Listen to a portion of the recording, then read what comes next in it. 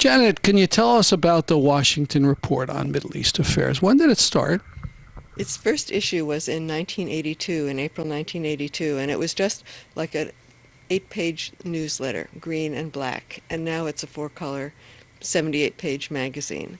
And it was founded by our publisher, Ambassador Andrew Kilgore, our editor Richard Curtis, both of whom were U.S. diplomats who served the majority of their careers in the Middle East.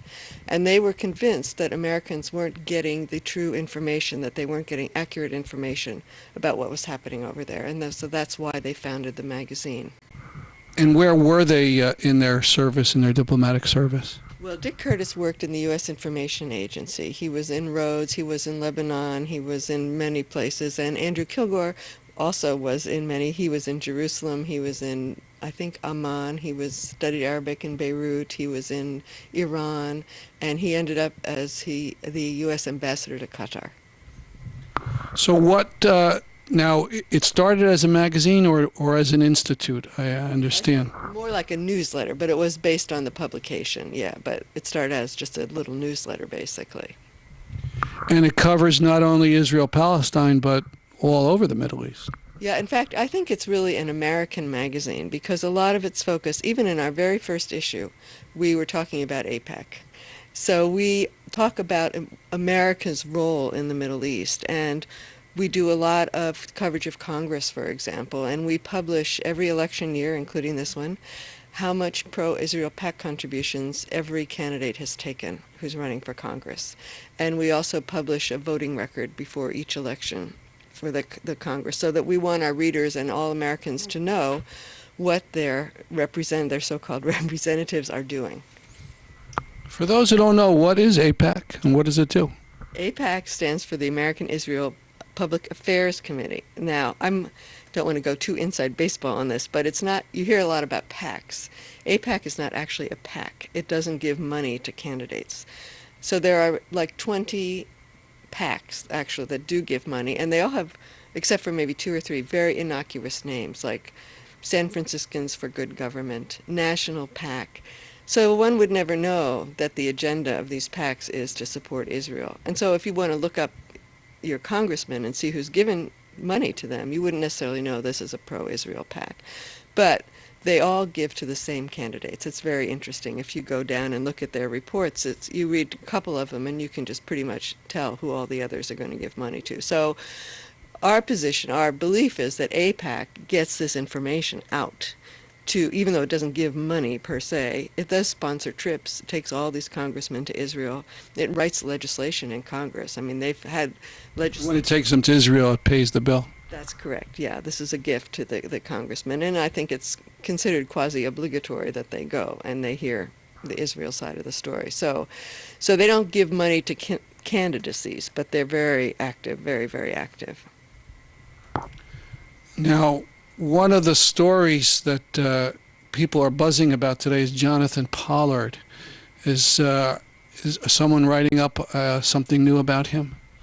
Well, we've covered his story obviously for a long time, but what's happening right now is that there's a story that's, I guess it started in Haaretz, the Israeli paper, that Netanyahu again is demanding Pollard's release in exchange for extending the so-called settlement freeze. So again, it's a constant issue. It's always an undercurrent, and then it surfaces. I think the last time it surfaced was at the Y conference when Netanyahu almost convinced Clinton to release Pollard. But I think CIA Director George Tenet said he would resign if Pollard were released, and some other generals also said they would resign. So there's a lot of hostility toward him among the military, I think, and the intelligence community, because he's so betrayed this country and compromised our secrets and cost many, many lives. For those who don't know about Pollard, could you give a little more background, and especially this point about costing lives? Well, fortunately, I was just reading about this today. He was a naval intelligence officer, and he stole many, many, many secrets, and he was told which secrets to steal. I mean, he knew exactly what he was told what to look for and get it. And he would take all of these papers to an apartment up the street and Xerox them and then return them to where they were. And then I think the FBI was kind of on to him, and he fled and tried to get into the Israeli embassy. But they didn't know who he was, so they wouldn't let him in the building. And so Ambassador Kilgore maintains, and I think he's right, that the only reason Pollard is really the only Israeli spy that's been convicted or convicted, is that he was caught actually in the Israeli embassy. I mean, all these other people somehow get off and disappear, and one doesn't hear of them again. So anyway, so he sold a lot of, he was paid to do this. Secrets to Israel. Israel gave them to the Soviet Union in exchange for releasing Russian Jews. And a lot of people, so it wasn't only secrets that were of benefit to Israel. And that was Pollard's, I guess, ex post facto defense, that Israel's an ally and they should have had this information anyway. But it wasn't just information for Israel at all. So he pled guilty, I think, because he didn't want a trial, or the Israelis didn't want him to go on trial. And he was sentenced to life. And ever since then, he's a hero in Israel. And there's always, there's a square named after him, and there's always been a lot of pressure to release him. Now, who are some of the people who have written for your magazine over the years? Well, my goodness, we've had one of our longest writers is Rochelle Marshall, who's from the San Francisco Bay Area, and we print stories by Eric Margolis, Patrick Seal, a lot of writers, and we have writers in different areas who write for us from there. We have our Gaza correspondent, Mohammed Omer, who's been writing for us for several years. He's only like 25. He's the fellow who won the Gellhorn Prize and then was beaten up pretty savagely. That's correct. Yeah, I think he's done with his medical treatment, but I'm not sure. He may not be. They really did a number on him. And one of his doctors said only a doctor would have known how to injure you this way. There's no very little surface evidence of his beating, but his spine and his ribs are a mess. It's really outrageous. And we were talking about people who write for the magazine when I interrupted. No, that's fine. So we've had people over the years. We have Alan Brownfeld, who's with the American Council for Judaism, which was founded by Rabbi Elmer Berger, which is a non-anti-Zionist Jewish organization. So we don't. Again, it's an American magazine. We have correspondents in Israel, and we've had some in Lebanon, and we have one actually right now in Singapore who writes kind of about the Islamic world in the Far East. So we try to cover a lot of bases. And it seemed to me a number of the writers were Jewish. A lot of people think this issue is just an ethnic war, Jews against Arabs, but it's about other things. That's right, and I think we believe that the Israeli-Palestinian conflict is just core to everything that's happening in that region. So that's one reason that we focus on it. But I think there are a lot of American Jews, and more all the time, who, when they learn really the facts, like Rochelle Marshall was, her husband taught at Stanford, and they were having Arab speakers there, and she said, well, I'm just going to read up on this so I can debate them. And she read up on it, and that was it, so.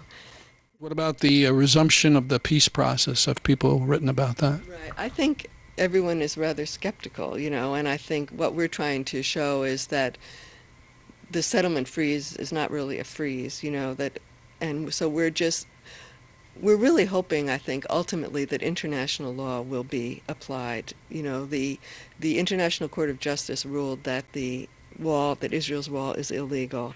There are many UN resolutions and human rights resolutions, and I think we're focusing on that as much as anything. The fact that the Israelis attacked and killed an American citizen on the Gaza flotilla, and the fact that, according to NATO, Turkey is a U.S. ally, and the U.S. is obliged to come to its defense when it's attacked by a foreign power. I mean, we were legally obligated to come to Turkey's defense when Israel attacked that flotilla. So there's all kinds of things, I think, that we really want to focus on. And, of course, we want justice, really. We want peace, but we want justice, too. What about the Jewish ship that recently went to Gaza, attempted to break the siege? Right, they were following in the wake of the other flotilla, and they went a separate ship of Jewish, not just only one American Jewish person, I think, and the others were from other countries.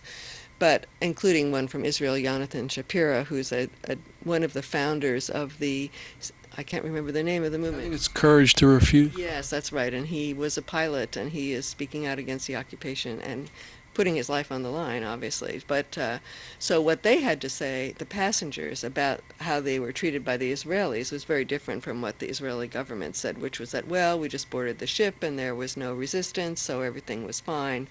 And when the passengers got out of detention, they said they were treated very badly.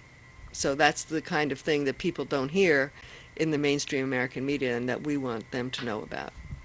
Finally, what about the question of boycotts, divestments, and sanctions? Have you gotten into that issue?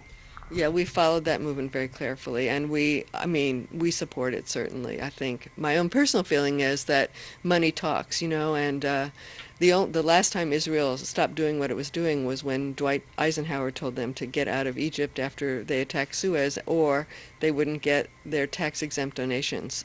I think that, and nothing since then seems to have worked. So I think, just like with South Africa, that's just, they have to see that their behavior, not their existence, but their behavior is unacceptable to the world, which I think it is. Well, thank you very much for this interview. It's been a pleasure. Thank you.